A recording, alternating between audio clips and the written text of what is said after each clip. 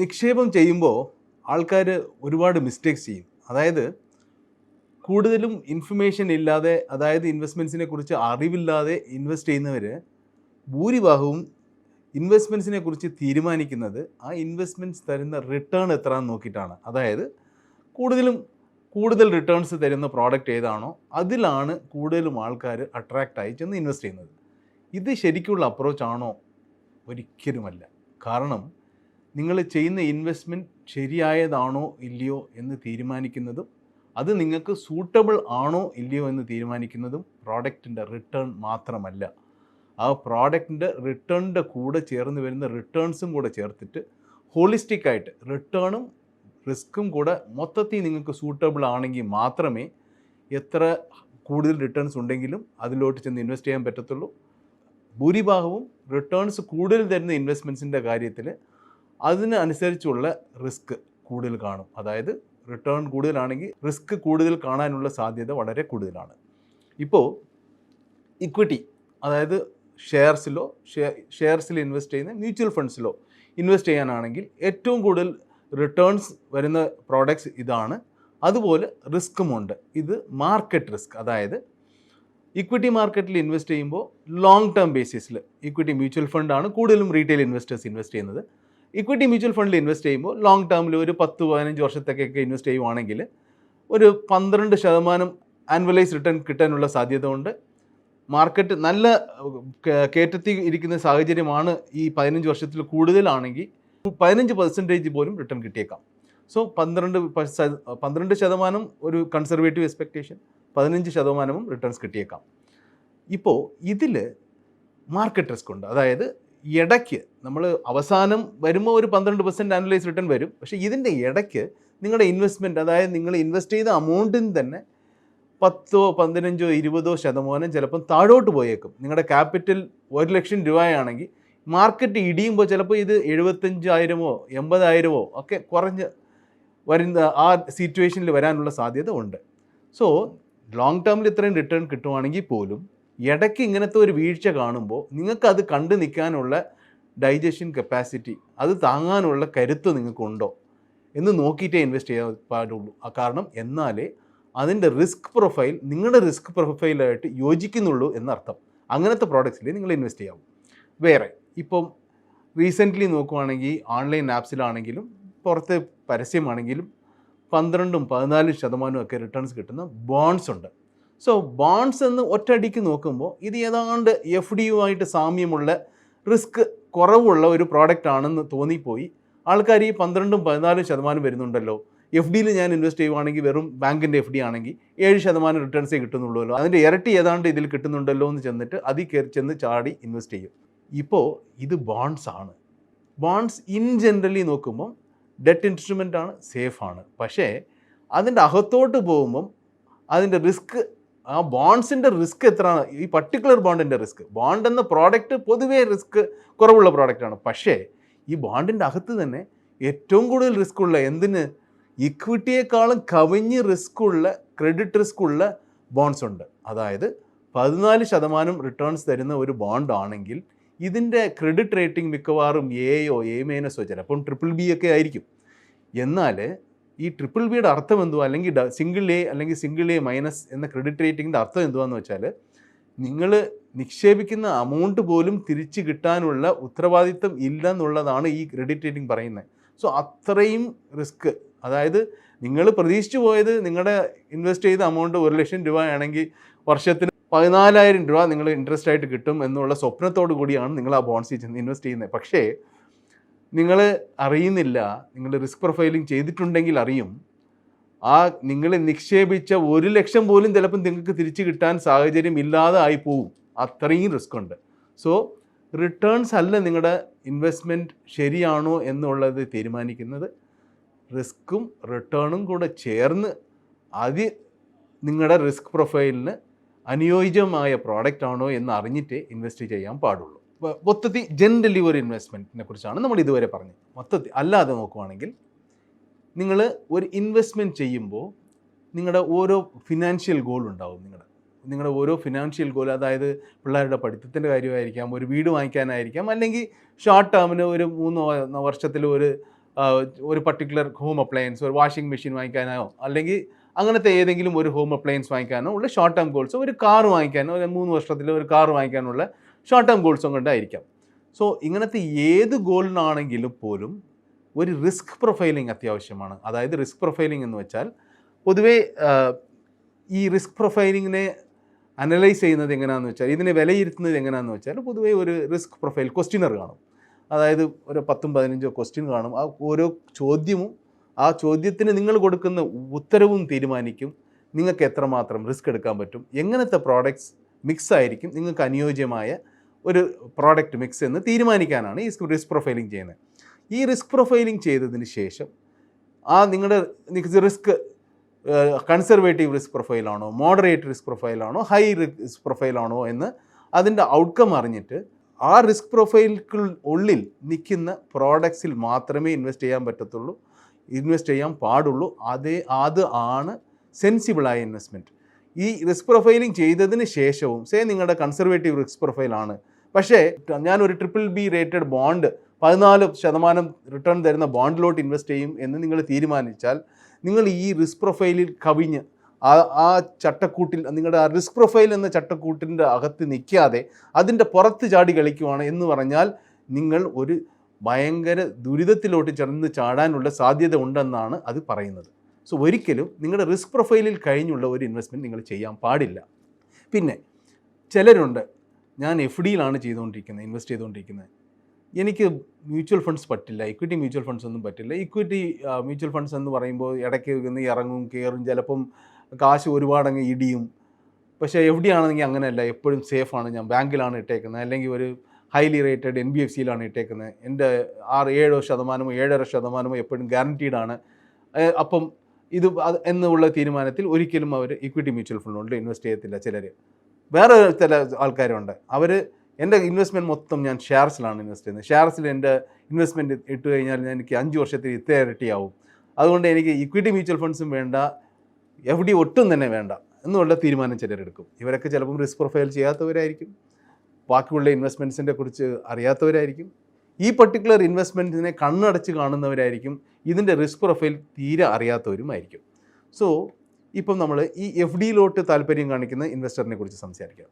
ഈ FDയിലോട്ട് താല്പര്യം കാണിക്കുന്ന ഇൻവെസ്റ്റർ ഇക്വിറ്റി മ്യൂച്വൽ ഫണ്ടിൻ്റെ റിസ്ക് എന്ന് പറയുന്നല്ലോ, ശരിക്കും ഏറ്റവും കൂടുതൽ ഇൻവെസ്റ്റ്മെൻറ്റിൻ്റെ കാര്യത്തിൽ റിസ്ക് ഉള്ളത് FD ആണ് എന്ന് പറഞ്ഞാൽ അതിൻ്റെ റിട്ടേൺസിൻ്റെ ഗ്യാരൻറ്റിയെക്കുറിച്ചൊന്നും നമ്മളല്ല പറയുന്നത്, അതിൻ്റെ ഗ്രോത്ത് റിസ്ക്. അതായത് നിങ്ങൾ ഒരു നിക്ഷേപം, ഒരു ഇൻവെസ്റ്റ്മെൻറ്റ് ചെയ്യുമ്പോൾ ആ ഇൻവെസ്റ്റ്മെൻറ്റിൻ്റെ വാല്യൂ വർദ്ധിക്കാനാണ് ഇൻവെസ്റ്റ്മെൻറ്റ് ചെയ്യുന്നത്.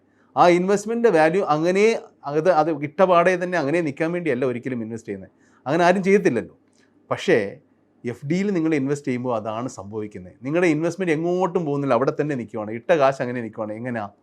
അതായത് നിങ്ങൾ ഇൻവെസ്റ്റ് ചെയ്യുമ്പോൾ 5-6% നിങ്ങൾക്ക് ഇൻഫ്ലേഷൻ ഉണ്ടെന്ന് അറിയണം. പിന്നെ ടാക്സ്, നിങ്ങൾ കിട്ടുന്ന ഇൻട്രസ്റ്റിൻ്റെ 20-30-10% ടാക്സ് ആയിട്ട് അടയ്ക്കേണ്ടി വരും. ആകെ കിട്ടുന്ന റിട്ടേൺ എത്ര FDയിൽ? ഇൻട്രസ്റ്റ് വെറും 7% മാത്രം. 7% നിങ്ങളുടെ ഇൻട്രസ്റ്റ്, 5-6% ഇൻഫ്ലേഷൻ, പിന്നെ ഇതിൻ്റെ ടാക്സും അടയ്ക്കണം. ഇതെല്ലാം കൂടെ കൂട്ടി കഴിച്ച് നോക്കുമ്പോൾ അവസാനം നിങ്ങളുടെ നെറ്റ് റിട്ടേൺ എന്ന് പറയും. അതായത് നിങ്ങളുടെ ശരിക്കുമുള്ള നെറ്റ് ഈൽഡ് ആക്ച്വലി 0% ആയിരിക്കും, ചിലപ്പം നെഗറ്റീവ് ആയിരിക്കും. സോ ഗ്രോത്ത് എവിടെ? ഗ്രോത്തിന് ഏറ്റവും കൂടുതൽ റിസ്ക് ഉള്ളത് FD ആണ്. സോ അങ്ങനത്തെ ഇൻവെസ്റ്റർ കുറച്ച് മ്യൂച്വൽ ഫണ്ടിലോട്ട് മാറി ചവിട്ടണം, ഇക്വിറ്റി മ്യൂച്വൽ ഫണ്ടിലോട്ട്. ഇക്വിറ്റി മ്യൂച്വൽ ഫണ്ടിൽ റിട്ടേൺസ് ഗ്യാരൻറ്റി ആയിട്ട് പറയാൻ പറ്റില്ല, ഗ്യാരൻറ്റി തരാനും പറ്റില്ല. പക്ഷേ നിങ്ങൾ ഇൻവെസ്റ്റ് ചെയ്യുന്നത് 7-10-15 വർഷത്തിനാണെങ്കിൽ നിങ്ങൾക്ക് ഏതാണ്ട് 12% അടുപ്പിച്ച് റിട്ടേൺസ് കിട്ടും. ചിലപ്പം അതിൽ കൂടുതലും കിട്ടിയേക്കാം നല്ല മാർക്കറ്റാണെങ്കിൽ. ഇപ്പം ഇക്വിറ്റിയിൽ ഇൻവെസ്റ്റ് ചെയ്യുന്ന ഒരാൾക്ക് പ്യുവർ ഇക്വിറ്റിയിൽ മാത്രമേ ഇൻവെസ്റ്റ് ചെയ്യത്തുള്ളൂ, ഞാൻ ഇക്വിറ്റി മ്യൂച്വൽ ഫണ്ട് പോലും വേണ്ട എന്ന് തീരുമാനിക്കുന്ന ഒരു ഇൻവെസ്റ്റർ ആണെങ്കിൽ ഒരു കാര്യം അറിയണം, നിങ്ങൾ ഒരു ചെറിയ ഇൻവെസ്റ്ററാണ്, ചിലപ്പം 5-10 സ്റ്റോക്കിൽ ഇൻവെസ്റ്റ് ചെയ്യും. ഇതിന് പകരം നിങ്ങൾ ഇക്വിറ്റി മ്യൂച്വൽ ഫണ്ടിലാണ് ഇൻവെസ്റ്റ് ചെയ്തതെങ്കിൽ, ഒരു ഇക്വിറ്റി മ്യൂച്വൽ ഫണ്ട് എന്ന് പറയുമ്പോൾ 50-60 സ്റ്റോക്സിൽ ഇൻവെസ്റ്റ് ചെയ്യും. സോ ഇതിലെങ്ങനെ ഇൻവെസ്റ്റ് ചെയ്യുന്നു? ഒരു റിസർച്ച് സെറ്റപ്പ് ഉണ്ട്, ഒരുപാട് റിസർച്ച് അനലിസ്റ്റ് ഉണ്ട് ഇവർക്ക്. ഇവർ ഈ കമ്പനീസിനെ വളരെ ഡീപ്പായിട്ട് അനലൈസ് ചെയ്യുന്നു. ഡീപ്പ് എന്ന് പറഞ്ഞാൽ ഒരു ഡയറക്റ്റ് ഇക്വിറ്റി ഇൻവെസ്റ്റർ ഒരിക്കലും ചിന്തിക്കാൻ പറ്റാത്ത ഒരു ഇൻഡെപ്ത് അനലൈസിസ് ആണ് ചെയ്യുന്നത്. എങ്ങനെ? സ്റ്റോക്സിനെ കുറിച്ച് അനലൈസ് ചെയ്യും, സ്റ്റഡി ചെയ്യും, ബിസിനസ്സിനെ കുറിച്ച് സ്റ്റഡി ചെയ്യും, ഈ കമ്പനിയുടെ മാനേജ്മെൻറ്റിനെ കുറിച്ച് സ്റ്റഡി ചെയ്യും. പിന്നെ ഇത് മാത്രമല്ല, ഇവർ ചെന്ന് ആ കമ്പനിയുടെ മാനേജ്മെൻറ്റിനെ കാണും, ഫാക്ടറീസിനെ ചെന്ന് കാണും, മാർക്കറ്റ് സർവേ നടത്തും. ഇത്രയുമൊക്കെ ചെയ്തിട്ട് ഈ ഇൻവെസ്റ്റ്മെൻറ്റ്സ് ഈ പർട്ടിക്കുലർ സ്റ്റോക്കിൽ ഇൻവെസ്റ്റ് ചെയ്യാൻ വർദ്ധിയാണോ എന്ന് ഇത്രയും അനാലിസിസ് ചെയ്ത് കഴിഞ്ഞിട്ടാണ് ഓരോ കമ്പനിയിലും ഇൻവെസ്റ്റ് ചെയ്യുന്നത്. അങ്ങനെ 50ഉം 60ഉം സ്റ്റോക്കിലാണ് അവർ ഇൻവെസ്റ്റ് ചെയ്യുന്നത്. പക്ഷേ നിങ്ങൾ ഒരു ഡയറക്റ്റ് ഇക്വിറ്റി ഇൻവെസ്റ്ററിനെ കൊണ്ട് ഇത്രയും ചെയ്യാൻ പറ്റുമോ? ഇതിൻ്റെ 10-1 നിങ്ങളെ കൊണ്ട് ചെയ്യാൻ പറ്റത്തില്ല. സോ അവർ ഇത്രയും ചെയ്ത് ഇൻവെസ്റ്റ് ചെയ്യുമ്പോൾ അവരുടെ റിസ്ക് മാനേജ്മെൻറ്റ് ഭയങ്കര ഹെവിയാണ്, ഭയങ്കര ഇൻ ഡെപ്ത് റിസ്ക് മാനേജ്മെൻറ്റ് ചെയ്തിട്ടാണ് അവർ ഇൻവെസ്റ്റ് ചെയ്യുന്നത്. സോ അവിടെ ഏതാണ്ട് നിങ്ങളുടെ ഈക്വിറ്റി ഇൻവെസ്റ്റ്മെൻറ്റ്സിൻ്റെ അത്രയും വർദ്ധിക്കാനുള്ള സാധ്യത ഉണ്ട്. പിന്നെ നിങ്ങൾ ഡയറക്റ്റ് സ്റ്റോക്സിൽ ഇൻവെസ്റ്റ് ചെയ്യുമ്പോൾ വേറെ ഒരു സൈക്കോളജിക്കൽ പ്രശ്നമുണ്ട്. അതായത് 10 സ്റ്റോക്കിൽ നിങ്ങൾ ഇൻവെസ്റ്റ് ചെയ്യുന്നു, ഒരു 5-6 സ്റ്റോക്ക് നെഗറ്റീവിലാണ്. ഈ നെഗറ്റീവിലോട്ട് പോയിക്കൊണ്ടിരിക്കുന്ന സ്റ്റോക്ക് ചിലപ്പം ഈ അടുത്ത കാലത്തൊന്നും മുകളിലോട്ട് കയറാനുള്ള സാധ്യതയെ കാണത്തില്ലായിരിക്കും. പക്ഷേ നിങ്ങളുടെ ഈഗോ ആ സ്റ്റോക്സിനെ വിൽക്കാൻ നിങ്ങൾ ഒരിക്കലും അനുവദിക്കത്തില്ല. കാരണം ആ സ്റ്റോക്കിൻ്റെ ഓണർഷിപ്പ് നിങ്ങളുടെ തലയ്ക്ക് കയറി പിടിക്കും. ഇത് എൻ്റെ ഒരു പിക്കാണ്, ഇതിനെക്കുറിച്ച് എനിക്കറിയാം, ഇതെന്തെങ്കിലും തിരിച്ചു വരും. ചിലപ്പോൾ നിങ്ങൾ കാത്തിരുന്നുകൊണ്ടിരിക്കും, സമയം പോയിക്കൊണ്ടിരിക്കും, ഇൻവെസ്റ്റ്മെൻറ്റിന് ഒരു പുരോഗതിയും ഉണ്ടാകത്തില്ല. ഇത് മറിച്ച് ഒരു മ്യൂച്വൽ ഫണ്ടിലാണ് സംഭവിക്കുന്നത്. മ്യൂച്വൽ ഫണ്ട് 50-60 സ്റ്റോക്കിൽ ഇൻവെസ്റ്റ് ചെയ്യുമെന്ന് പറഞ്ഞല്ലോ. പക്ഷേ ഈ 50-60 സ്റ്റോക്കിൽ 50ഉം 60ഉം എല്ലാ 60 സ്റ്റോക്സും ഭയങ്കരമായിട്ട് പുരോഗമിച്ച് ഇവർ പ്രതീക്ഷിച്ച രീതിക്ക് കയറണമെന്നൊരു യാതൊരു നിർബന്ധവുമില്ല. അങ്ങനെ ആരെക്കൊണ്ട് പറയാനും പറ്റത്തില്ല. ചിലപ്പോൾ 5-10 സ്റ്റോക്ക് അവിടെയും വീഴ്ച കാണാമായിരിക്കും. പക്ഷേ അവിടെ ഒരു ഫണ്ട് മാനേജർ ഇതിനെ ഈഗോയിസ്റ്റിക്കായിട്ട് അപ്രോച്ച് ചെയ്യത്തില്ല. കാരണം അവിടെ അപ്രോച്ച് പ്രൊഫഷണലാണ്. അപ്പം അവർക്കറിയാം നമ്മൾ ഒരു കാൽക്കുലേഷനിൽ ചെന്ന് കയറി ഇൻവെസ്റ്റ് ചെയ്തു, പക്ഷേ അതിനെയെല്ലാം പുറന്തള്ളി അതിനെയെല്ലാം മറിച്ച് സിറ്റുവേഷൻ വളരെ മോശമാണ് ഒരു 5 സ്റ്റോക്കിൽ. അവർ അതിന് കൊടുക്കേണ്ടാവുന്ന അത്ര സമയമേ കൊടുക്കത്തുള്ളൂ. അത് കൊടുത്തതിന് ശേഷം അവർക്ക് ഒരു സിറ്റുവേഷൻ വരുമ്പോൾ ബോധ്യമായി ഇത് ഇനി അങ്ങോട്ട് കയറത്തില്ല. അപ്പം ഇത് ചിലപ്പോൾ ഒരു 20-30% വീണിട്ടുണ്ടെങ്കിൽ അവർക്കൊരു മൈൻഡും ഇല്ല. അവർ പ്രൊഫഷണൽസാണ്. 20-30% ലാസ്റ്റിൽ അവരങ്ങ് വിറ്റിട്ട് കൊള്ളാവുന്ന സ്റ്റോക്കിലോട്ട് മാറ്റി ഇൻവെസ്റ്റ് ചെയ്യും. ഇത് ഒരു ഡയറക്റ്റ് ഇക്വിറ്റി ഇൻവെസ്റ്ററിന് ഒരിക്കലും ചെയ്യാൻ പറ്റത്തില്ല. സോ ഒരു ഡയറക്റ്റ് ഇക്വിറ്റിയേക്കാളും ഇക്വിറ്റി മ്യൂച്വൽ ഫണ്ട് റിസ്ക് കുറവാണ്. സോ ഈ എല്ലാ ടൈപ്പ് ഓഫ് ഇൻവെസ്റ്റേഴ്സും ഇങ്ങനെയാണ് റിസ്ക് അനാലിസിസ് ചെയ്ത് ഇൻവെസ്റ്റ് ചെയ്യേണ്ടത്. വേറെ ചില ഇൻവെസ്റ്റേഴ്സ് ഉണ്ട്, ആരെങ്കിലും പറയുന്നത് കേട്ടിട്ട് എൻ്റെ കാശ് ഇത്രയും വർദ്ധിച്ചു, 5 വർഷത്തെ ഇട്ടപ്പോൾ എൻ്റെ കാശ് ഇത്രയും വർദ്ധിച്ചു, നിന്നെ കൊണ്ടൊന്നും അത് ചെയ്യാൻ പറ്റിയില്ലല്ലോ എന്നൊക്കെ പറയുമ്പോൾ ചിലരൊക്കെ എടുത്തു ചാടി ഏതെങ്കിലും രീതിക്ക് കാശ് മറിച്ച് കടമായിട്ട് വാങ്ങിച്ച് എത്ര ശതമാനം കടം ഇൻട്രസ്റ്റ് ആണെങ്കിലും സാരമില്ല, എനിക്കും എനിക്ക് ചെയ്ത് കാണിക്കണം, എനിക്കും സംഭവിക്കണം എന്ന് പറഞ്ഞ് എടുത്തു ചാടി ചിലർ ഇൻവെസ്റ്റ് ചെയ്യും. അവർക്ക് യാതൊരു എക്സ്പീരിയൻസും കാണത്തില്ലായിരിക്കും. ആൻഡ് വേറെ ഒരു കാര്യം നിങ്ങൾ ആലോചിക്കണം, നിങ്ങൾ ലോൺ വാങ്ങിക്കുവാണെങ്കിൽ ലോണിൻ്റെ ഏറ്റവും കുറഞ്ഞ ഇൻട്രസ്റ്റ് 7-8%. അത് ഹോം ലോണിനാണ് കിട്ടുന്നത്. ഹോം ലോൺ അല്ലാത്ത ലോണിനൊക്കെ 9ഉം 10ഉം ചിലപ്പം അതിൽ കൂടുതലുമൊക്കെയാണ് ഇൻട്രസ്റ്റ്. ഇപ്പോൾ ഇൻട്രസ്റ്റിന് വാങ്ങിച്ച് ഇൻവെസ്റ്റ് ചെയ്യുമ്പോൾ നിങ്ങൾ പ്രതീക്ഷിക്കുന്നത് എന്തുവാ? എൻ്റെ ലോണിൻ്റെ ഇൻട്രസ്റ്റിനേക്കാളും 2-3% എൻ്റെ ഇൻവെസ്റ്റ്മെൻറ്റ് കൂടുതൽ റിട്ടേൺ തരണം. അപ്പം ഹോം ലോൺ നിങ്ങൾക്ക് ഇക്വിറ്റി മാർക്കറ്റിൽ ഇൻവെസ്റ്റ് ചെയ്യാൻ വേണ്ടി തരത്തില്ല. സോ ഈ ഹോം ലോൺ നിങ്ങൾ വീട് വാങ്ങിക്കാനാണെങ്കിൽ മാത്രമേ നിങ്ങൾക്ക് ഹോം ലോൺ തരത്തുള്ളൂ. അപ്പോൾ നിങ്ങൾക്ക് അതിൻ്റെ പ്രൂഫും ഒരു പുതിയതായിട്ട് വീട് വാങ്ങിച്ചതിൻ്റെ പ്രൂഫും ചെന്ന് കൊടുത്താൽ മാത്രമേ നിങ്ങൾക്ക് ഹോം ലോൺ തരത്തുള്ളൂ. അല്ലാതെ നിങ്ങൾക്ക് ഹോം ലോൺ തരാൻ പോകുന്നില്ല. So home loan ruled out investment ചെയ്യാനായിട്ട്. അല്ലെങ്കിൽ നിങ്ങൾ ചിലപ്പോൾ പേഴ്സണൽ ലോൺ എടുക്കേണ്ടി വരും. പേഴ്സണൽ ലോണിൻ്റെ ഇൻട്രസ്റ്റ് തന്നെ ഏതാണ്ട് 11-12%. ആൻഡ് പേഴ്സണൽ ലോൺ എത്ര വർഷത്തേക്കാണ്? 3 വർഷത്തേക്ക് കൊണ്ട് നിങ്ങൾ അടച്ചു തീരണം. ഈ 3 വർഷത്തിൽ നിങ്ങളുടെ ഇൻവെസ്റ്റ്മെൻറ്റ് ഭയങ്കരമായിട്ട് വർദ്ധിക്കുമെന്ന് പറഞ്ഞാൽ ചിലപ്പോൾ ഇക്വിറ്റി ഇൻവെസ്റ്റ്മെൻറ്റിലോ ഒരു ഹൈബ്രിഡ് മ്യൂച്വൽ ഫണ്ടിലോ മാത്രമേ ഒരു 11-12% റിട്ടേൺ കിട്ടത്തുള്ളൂ. നിങ്ങളുടെ പേഴ്സണൽ ലോണിൻ്റെ ഇൻട്രസ്റ്റും ഏതാണ്ട് 11-12%. സോ നിങ്ങളുടെ ലോണിൻ്റെ ഇൻട്രസ്റ്റിന് ഈക്വലായിട്ട് മാത്രമേ നിങ്ങൾക്ക് റിട്ടേൺസ് കിട്ടുന്നുള്ളൂ. ഒരു പക്ഷേ അഥവാ നിങ്ങൾക്ക് 10%-നുള്ള ഇൻട്രസ്റ്റിന് ലോൺ കിട്ടിയെങ്കിൽ പോലും ഇക്വിറ്റി മാർക്കറ്റിൽ 3 വർഷത്തിലൊന്നും ചിലപ്പം റിട്ടേൺസ് കാര്യമായിട്ട് കൂടണമെന്നില്ല. 3 വർഷത്തിലും ചിലപ്പോൾ റിട്ടേൺ നെഗറ്റീവായിരിക്കും. സോ ഒരിക്കലും നിങ്ങൾ പൊതുവെ ബോറോ ചെയ്ത് അത് കടം വാങ്ങിച്ച് ഇൻവെസ്റ്റ് ചെയ്യുന്നത് ഉചിതമല്ല. ഇപ്പോൾ ചിലർ ചോദിച്ചേക്കാം, ഇൻവെസ്റ്റ്മെൻറ്റ് സ്റ്റോക്ക് മാർക്കറ്റ് മാത്രമല്ലല്ലോ, അപ്പം ബോറോ ചെയ്ത് ഇൻവെസ്റ്റ് ചെയ്യുവാണെങ്കിൽ പ്രോപ്പർട്ടിയിലും ഞാൻ ഇൻവെസ്റ്റ് ചെയ്യാമല്ലോ. ശരിയാണ്. സോ നിങ്ങൾ താമസിക്കുന്ന നിങ്ങളുടെ സ്വന്തം വീട്ടിന് മാത്രം നിങ്ങൾ ലോൺ എടുക്കാം, അത് ഓക്കെയാണ്. കാരണം അത് ഒരു എമോഷണൽ വൈ ആണ്. ഫാമിലി കുടുംബത്തിനെല്ലാം അതൊരു സന്തോഷം തരുന്ന കാര്യമാണ്. നീണ്ട കാലത്തിന് അത് സന്തോഷം തരും. നമ്മുടെ സ്വന്തം വീട്ടിൽ താമസിക്കുന്ന സന്തോഷത്തിന് വാങ്ങിക്കുക, കുഴപ്പമില്ല.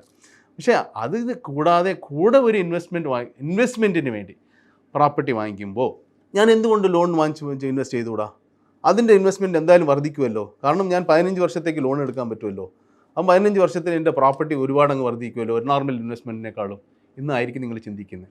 പക്ഷേ നിങ്ങൾക്ക് തെറ്റി. കാരണം നിങ്ങൾ ഒരു 1 കോടി രൂപയുടെ ലോണാണ് എടുക്കുന്നത്, ഒരു 1 കോടി രൂപയുടെ പ്രോപ്പർട്ടി വാങ്ങിക്കാനെങ്കിൽ 15 വർഷത്തേക്കാണെങ്കിൽ 15 വർഷത്തേക്ക് മാസം 95,000 രൂപ നിങ്ങളുടെ EMI ആണ്. പിന്നെ നിങ്ങൾ ഇൻവെസ്റ്റ്മെൻറ്റിനാണ് ചെയ്തേക്കുന്നത്. സോ നിങ്ങൾ ആ വീട് വാങ്ങിച്ച് വാടകയ്ക്ക് കൊടുക്കും. ഇന്ത്യയിൽ ആവറേജ് റെൻ്റൽ ഈൽഡ് എന്ന് പറഞ്ഞാൽ 2.5%. അതായത് 1 കോടി രൂപയുടെ നിങ്ങളുടെ ഒരു പ്രോപ്പർട്ടി ഉണ്ടെങ്കിൽ അതിന് വർഷത്തിന് 2.5 ലക്ഷത്തിൻ്റെ റെൻറ്റേ കിട്ടത്തുള്ളൂ. അതാണ് ഇന്ത്യയിലുള്ള ആവറേജ് റെൻ്റൽ ഈൽഡ്. അതായത് മാസത്തിന് 20,000 രൂപ, 95,000 രൂപ EMI അടയ്ക്കുന്നുണ്ട്, മാസം 20,000 രൂപ നിങ്ങൾക്ക് റെൻറ്റ് കിട്ടുന്നുണ്ട്. ആ റെൻ്റൽ എമൗണ്ടിനെ നിങ്ങൾ മാസം ഒരു 12% ഇൻവെസ്റ്റ്മെൻറ്റ് റിട്ടേൺ തരുന്ന ഒരു SIPയിൽ ഇൻവെസ്റ്റ് ചെയ്ത് 15 വർഷത്തേക്ക്. ഇപ്പോൾ 15 വർഷം കഴിഞ്ഞിട്ട് ഈ പ്രോപ്പർട്ടി വർദ്ധിക്കുമല്ലോ വാല്യൂയിൽ. ഈ പ്രോപ്പർട്ടി ജനറലി ഇന്ത്യയുടെ average return on real estate, അതായത് ക്യാപിറ്റൽ ഗെയിൻസ് എന്ന് പറയും, അത് ആവറേജ് വർഷത്തിന് 8% ആണ്. സോ ഈ പ്രോപ്പർട്ടി 15 വർഷത്തിൽ ആനുവലൈസ് 8% വർദ്ധിച്ചു. നിങ്ങൾക്ക് ഈ 1 കോടി രൂപയുടെ പ്രോപ്പർട്ടി, അതായത് 1 കോടി രൂപയുടെ ലോണിൽ നിങ്ങൾ 72 ലക്ഷം ഇൻട്രസ്റ്റ് അടച്ചിട്ടുണ്ട്. സോ ഈ ഇൻട്രസ്റ്റ് കുറച്ചിട്ട് നിങ്ങൾ ആ മാസം റെൻറ്റിൽ ഇൻവെസ്റ്റ് ചെയ്ത് റെൻറ്റിൻ്റെ, അതായത് 20,000 രൂപ ഇൻവെസ്റ്റ് ചെയ്തു, അതിൻ്റെ വാല്യൂ ഈ 1 കോടിയുടെ പ്രോപ്പർട്ടി 8% ആനുവലി വർദ്ധിച്ചതിൻ്റെ വാല്യൂ എല്ലാം കൂടെ ചേർത്ത് നോക്കുമ്പോൾ ഇതിൻ്റെ ഫൈനൽ വാല്യൂ 3.5 കോടിയാണ്. ഇപ്പോൾ മറിച്ച് നിങ്ങൾ ഈ ലോൺ എടുത്തില്ല, നിങ്ങൾ വിചാരിച്ചു നമ്മുടെ പ്രോപ്പർട്ടിയിലാണ് ഏറ്റവും കൂടുതൽ റിട്ടേൺ വരുന്നത്, സോ 3.5 കോടിയിൽ വന്നിരിക്കുന്നു. നിങ്ങൾ പ്രോപ്പർട്ടി വാങ്ങിച്ചില്ല, ലോൺ എടുത്തില്ല, സെക്കൻഡ് ഹോമും വാങ്ങിച്ചില്ല, അതിന് പകരം ഈ 95,000 രൂപ മാസം 12% റിട്ടേൺ തരുന്ന ഒരു ഇക്വിറ്റി മ്യൂച്വൽ ഫണ്ടിലോ ഹൈബ്രിഡ് മ്യൂച്വൽ ഫണ്ടിലോ ഇൻവെസ്റ്റ് ചെയ്തു. ഈ 95,000 രൂപയുടെ SIP നിങ്ങളെ ആരും ഒന്നും ചെയ്യാൻ പോകുന്നില്ലല്ലോ. നിങ്ങൾ ഈ ലോൺ അടയ്ക്കേണ്ട നിർബന്ധമില്ലല്ലോ. 95,000 രൂപ ഓരോ മാസവും അടയ്ക്കണം. എൻ്റെ ജോലി ചിലപ്പം പോവുകയാണെങ്കിൽ പ്രശ്നമാവും. ഇതൊന്നും ചിലപ്പോൾ നിങ്ങൾ ചിന്തിക്കുന്നില്ല.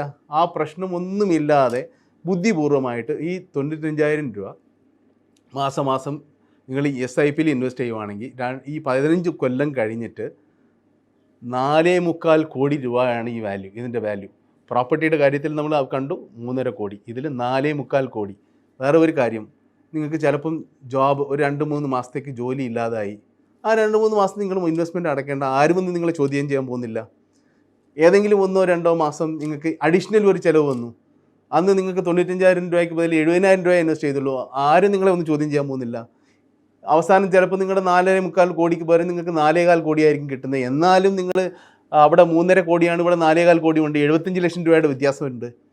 എങ്ങനെ നോക്കിയാലും സ്വസ്ഥമായിട്ട് ആരും ചോദ്യം ചെയ്യാതെ ആർക്കും പേടിക്കാതെ ഒരു ഇൻവെസ്റ്റ്മെൻറ്റ് ചെയ്തിട്ടുണ്ടെങ്കിൽ അതിൽ നിങ്ങൾ ബാറോ ചെയ്ത് ഇൻവെസ്റ്റ് ചെയ്യുന്ന ഏത് ഇൻവെസ്റ്റ്മെൻറ്റിനേക്കാളും ബെറ്റർ നിങ്ങൾ വെറും ഇൻവെസ്റ്റ്മെൻറ്റ് ചെയ്യുന്നതാണ്. ബാറോ ചെയ്ത് ഇൻവെസ്റ്റ് ചെയ്യുന്നത് ഒരിക്കലും ഉചിതമല്ല.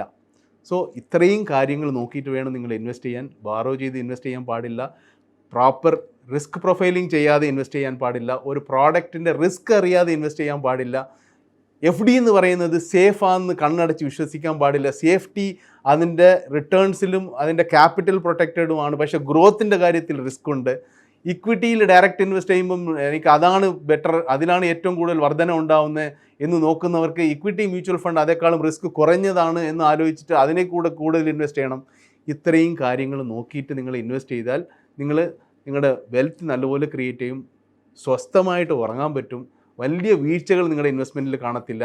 നിങ്ങളുടെ റിസ്ക് പ്രൊഫൈലിൽ ഒരിക്കലും നിങ്ങൾ കവിയാതെ എങ്ങനെ ഇൻവെസ്റ്റ് ചെയ്താൽ നിങ്ങളുടെ ഇൻവെസ്റ്റ്മെൻറ്റിന് നല്ല നേട്ടം ഉണ്ടാവും, സ്വസ്ഥമായി നിങ്ങൾക്ക് പീസ്ഫുൾ ഉണ്ടാവും. സോ ഇങ്ങനെ വേണം നിങ്ങളെല്ലാവരും മൊത്തത്തിൽ കാര്യങ്ങൾ കോംപ്രഹെൻസീവായിട്ട് നോക്കിയിട്ട് ഇൻവെസ്റ്റ് ചെയ്യാൻ.